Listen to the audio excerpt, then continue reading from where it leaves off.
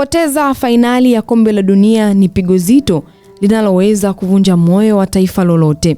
Lakini kwa wana Argentina, mpira wa miguu si mchezo tu, ni maisha, ni utamaduni na ni mapenzi ya dhati. Baada ya kichapo cha kuumiza cha bao 1-0 dhidi ya Uhispania, wengi walitarajia msafara wa timu ya taifa ya Argentina ungerudi nyumbani kwa unyonge na ukimya. Lakini kilichotokea kimeuridhisha ulimwengu maana halisi ya kusimama na timu yako katika dhiki na faraja.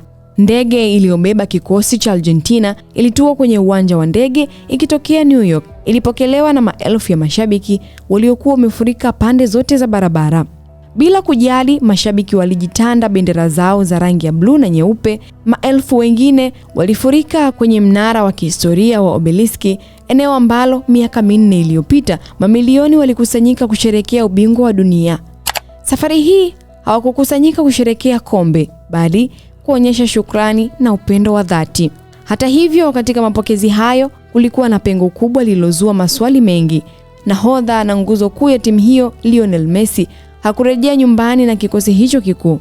Pamoja na Messi, wachezaji wengine nyota kama Rodrigo de Paul, Enzo Fernandez, Lautaro Martinez, Julian Alvarez, Geromino na Nicolas Paz wote walibaki ughaibuni na hawakurudi nyumbani. Ni kocha Lionel Scaloni na benchi lake la ufundi pamoja na sehemu tu ya wachezaji na familia zao ndio waliotua uwanja wa ndege na kulakiwa na bendi ya kijeshi pamoja na mapokezi ya kapeti nyekundu. Ingawa fainali ya Argentina iligubikwa na ukosoaji mkubwa kutoka kwa wachambuzi duniani kutokana na kucheza rafu za kupitiliza na ukosefu wa nidhamu uwanjani, mashabiki wa nyumbani wana mtazamo tofauti. Kwa wao, wakati wa kujivunia zaidi kwenye mashindano haya utabaki kuwa ushindi wao wa nusu fainali dhidi ya Uingereza, ushindi uliokuwa na hisia nzito za kisiasa na kihistoria kutokana na mgogoro wa muda mrefu wa visiwa vya Falklands.